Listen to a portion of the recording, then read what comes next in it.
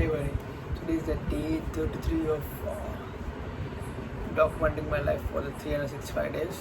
It was really very tired day. I don't know. I felt like I didn't have any energy, so I couldn't even write exam that well because I felt that tired. I don't know why. It was actually fun day. I had three clients. Yeah, I had three clients. I just saw them, and then my day went like that. Yeah, I feel really tired, so I couldn't even focus a lot. I came home. I just watched some YouTube videos. I'm trying something else. Yeah, that's it about today. Tomorrow I'll be going out. I'll be watching movie. After that, coming home, I'll do some work stuffs.